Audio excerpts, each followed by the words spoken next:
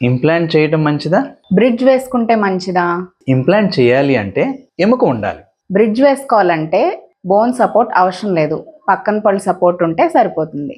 Implant చేయాలి అంటే పక్కన పళ్ళు గట్టిగా ఉన్నా లేకపోయినా, అసలు పళ్ళు లేకపోయినా పర్లేదు. బ్రిడ్జ్ వేసుకోవాలంటే ఖచ్చితంగా ముందు పన్ను వెనక పన్ను సపోర్ట్ తీసుకోవాలి.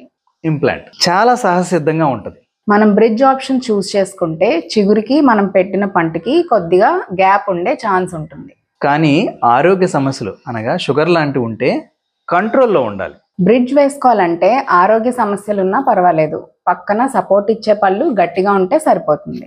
ఇంప్లాంట్ వేసిన తర్వాత డ్యామేజ్ అయినా పెద్ద ప్రాబ్లం ఉండదు, అదొకటి మాత్రమే బయటకు వస్తుంది. బ్రిడ్జ్ డ్యామేజ్ అయితే పక్క పళ్ళు కూడా వాటితో పాటు పాడయ్యే అవకాశం ఉంటుంది.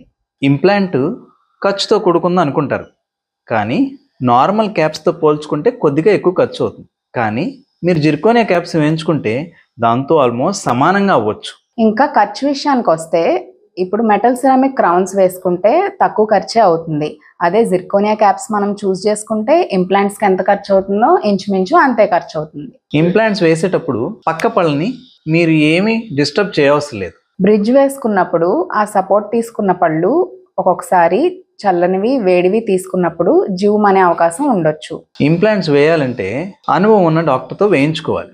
ఈ ట్రీట్మెంట్ చేయడానికి ఒక స్పెషలిస్టే చేయాల్సిన అవసరం లేదు. అందరు డెంటిస్టులకి బ్రిడ్జ్ అండ్ క్రౌన్ ట్రీట్మెంట్ పై అవగాహన ఉంటుంది. Thank you. ఇప్పుడు ఈ రెండు విన్నారు కదా, ఈ రెండిట్లో ఏ ట్రీట్మెంట్ అయితే మీకు బెటర్ అనిపిస్తుందో ఆ బెస్ట్ ట్రీట్మెంట్ని మీరు చూస్ చేసుకోండి. Thank you.